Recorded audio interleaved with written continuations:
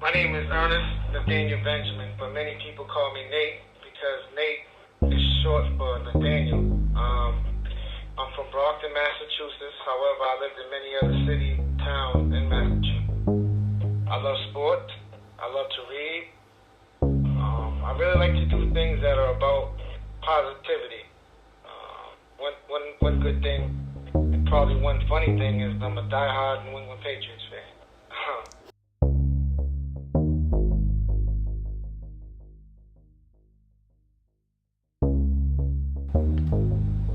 Yes, time I'm serving a very lengthy sentence. However, there's some changes that may occur in the near future. But however, I live in the now, and at this point in time, I'm doing a pretty lengthy sentence. I've been incarcerated for about 25 years and some odd months. Well, to be honest with you, it's been not the worst thing, but at the same time, it's been the best thing that ever happened to me. I'd say it's been the worst thing that ever happened to me due to the fact that I'm away from those who I love very much and who I care about very much. But at the same time, if I wasn't incarcerated when this whole situation, if this didn't happen at that particular time, I don't think honestly that I would be alive here today talking to you. I think that I would probably be dead. But during this time, being incarcerated, eventually allowed me to regain my spiritual self, my spiritual awareness, and learn how to love me and value me. Because at the time before I was incarcerated, I was on a slope of destruction and despair. I didn't know who I was. I didn't care about myself. And I had no idea what I was going to do. I was living day by day. But today, like I said, I value myself. I value people.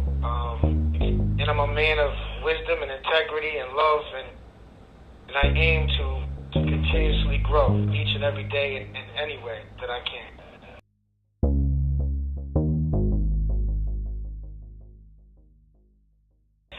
In the beginning, I was really depressed. I'm not going to sit here and lie to you or sugarcoat anything. I acted out. I was homicidal and suicidal. Like I said, I really didn't care about anything or anyone, including myself. I felt like I was worthless. I felt like I had no hope. But then, like I said, I began to, I had an epiphany. It was like a light came on. And I believe it was God talking to me.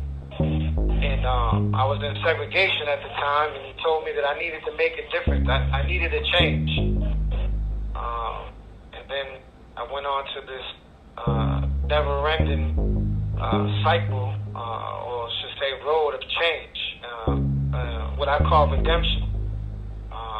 Has it always been easy? No, it hasn't. Of course, a lot of times, men in my situation, they become hopeless. They become helpless, and they don't have a reason to live. But I'm thankful to God that not only do I have a reason to live, but I have a reason to give, and I have a reason to love. And regardless of my situation or circumstance, I'm going to do everything in my power to give back.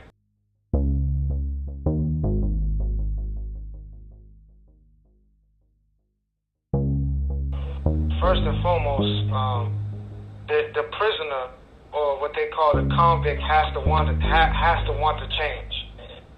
There goes a saying: either you do the time or you let the time do you.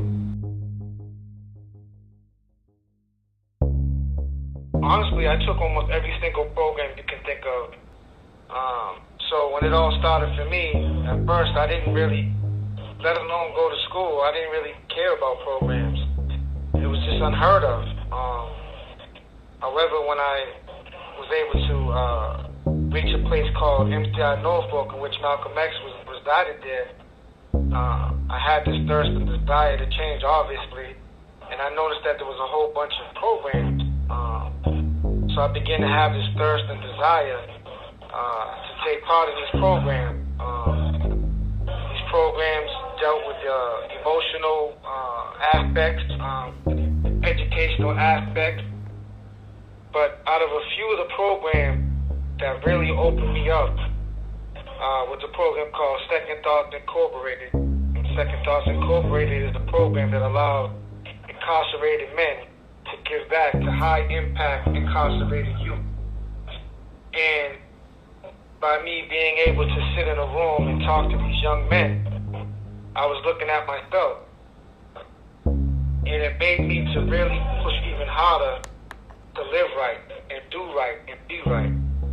But other programs that impacted me were young fathers, family awareness, emotional awareness, and a whole conundrum of a whole bunch of other programs.